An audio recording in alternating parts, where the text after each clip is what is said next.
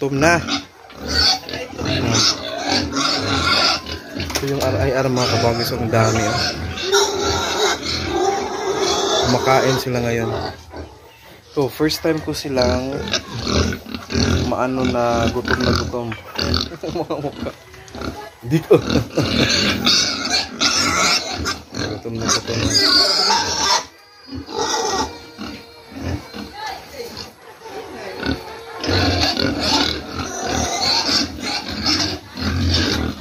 Okay, naglagay na tayo mga kabagis.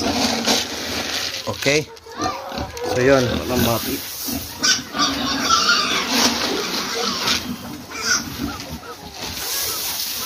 Yan, nagkarambula na sila.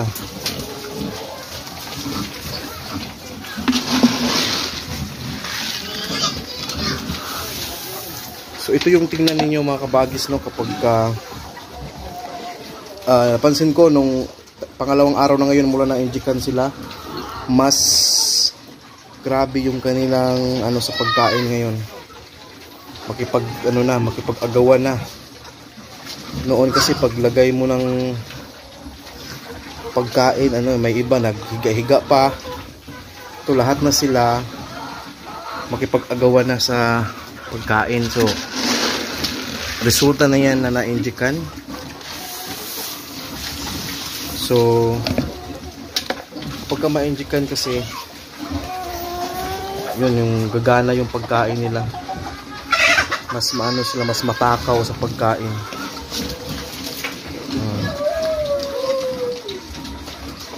Maglagay pa tayo dun sa kabila para may space pa dito.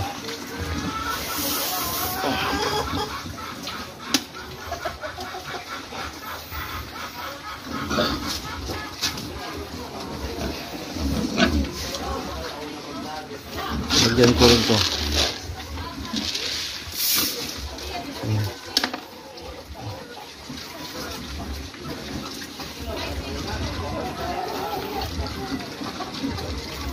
So yan.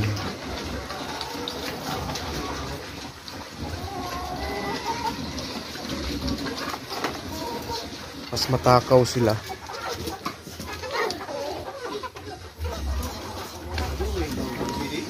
Nadagma? Nadagma niya, yang kamutaon, sakit ko no. Kaso yang saman ba?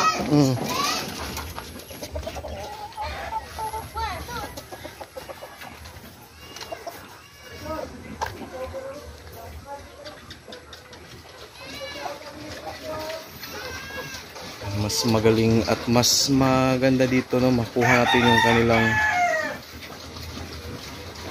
buong pag kumakain.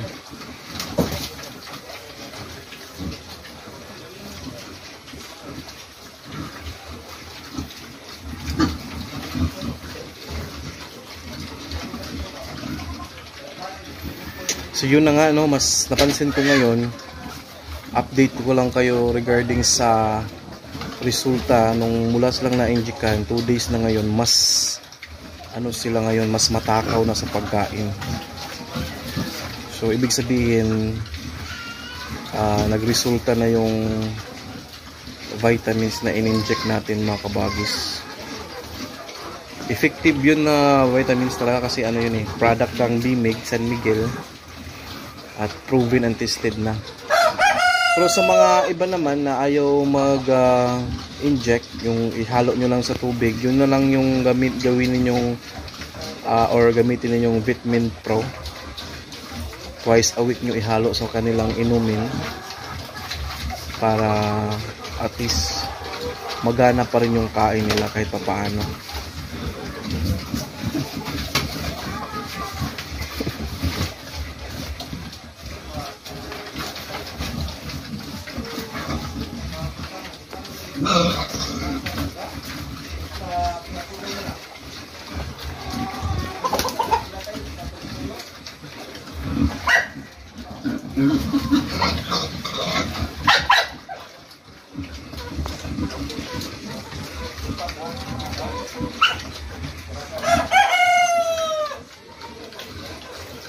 Ito yung pinakamalaki kabagis, pero takot siya sa lahat.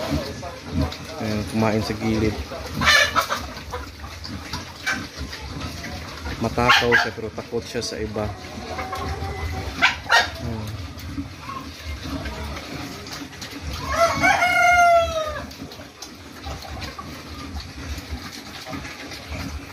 Pinapakita ko lang sa inyo ngayon, hapon na, mga 5:30 na.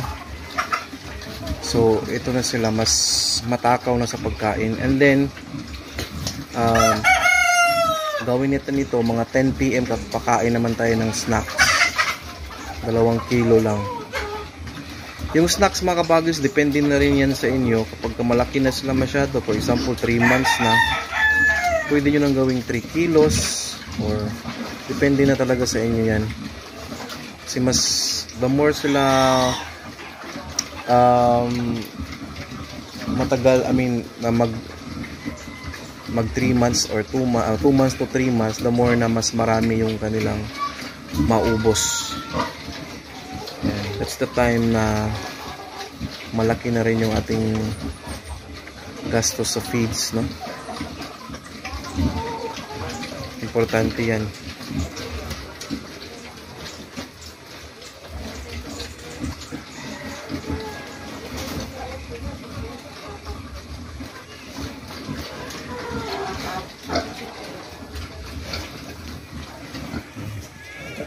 Yan mga RIR natin, no?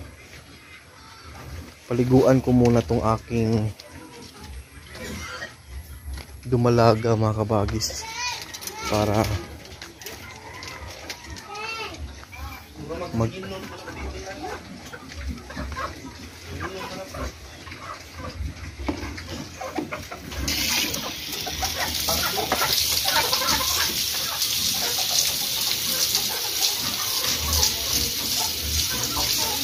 So, napansin ko dito, habang dinadayet namin mas lalo siyang naging matakaw sa pagkain. Pero parang napansin ko ngayon, magpo 4 weeks na to mula nung na-AI ulit. Hindi naman siya nag-reheat. Sana tuloy-tuloy na yan, no? Pero parang malaki siya masyado. Ang takaw kasi, bigyan mo ng kalahating kilo lang every meal niya. Nako, ang ingay, kulang daw. Yung sabi ng kalahating kilo lang every meal.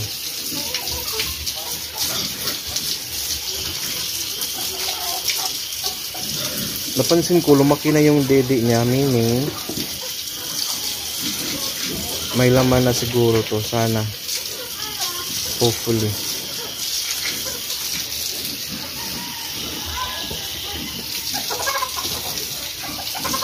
Excited na ako makabagis, maka-experience, no, ng sarili ko ng inahin na ako yung magpaanak.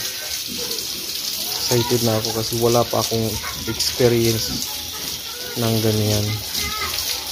So eto pa lang siya, first time.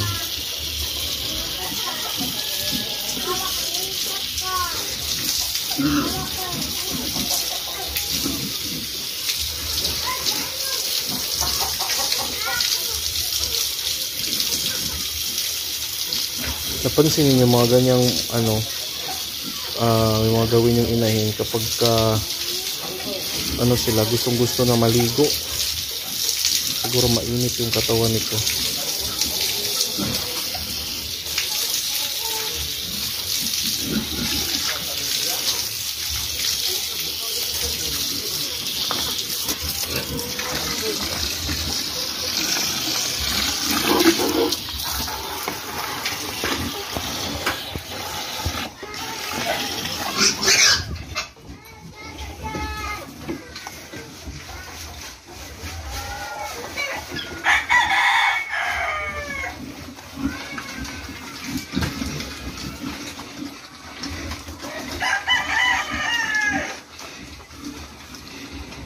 Naubos.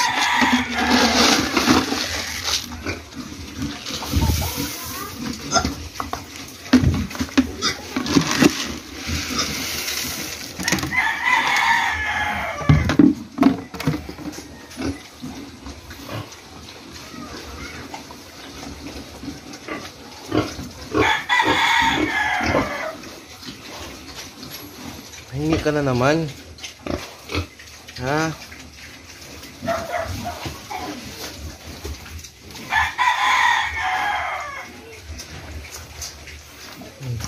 Feel ko buntis na to. Kasi dinadiet na namin pero malaki pa rin yung tiyan. Tapos lumaki na yung didi niya. Yung didi niya talaga yung na-observe kong malaki na.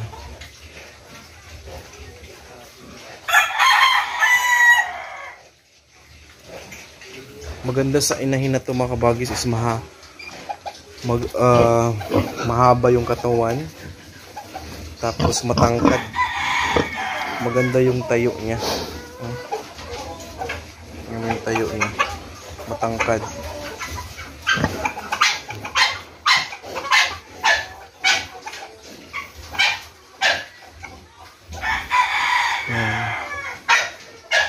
Gutom pa?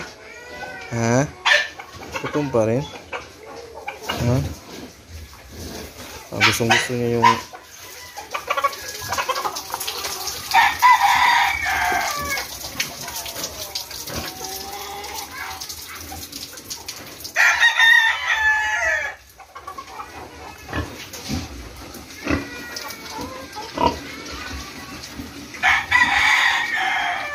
okay.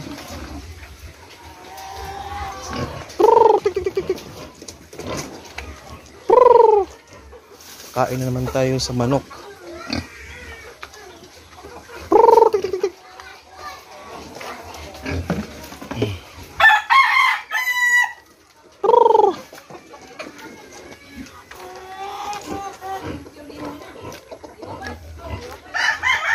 Ang? Masaday? Wala, mong kalamiti sa is. Akong mga is ang pag-ibig ba naka-renew ko ato pero wala pa na bariyan. Akong isis, makalono kong 20. Karon? Karon din sa mga kalamiti. May nalay na request 20 ni. Pwede kayo bayad sa calamity. Wala mo magpadidak. Kada balik ko duty kay pandemic man. Pwede naman ipadidak.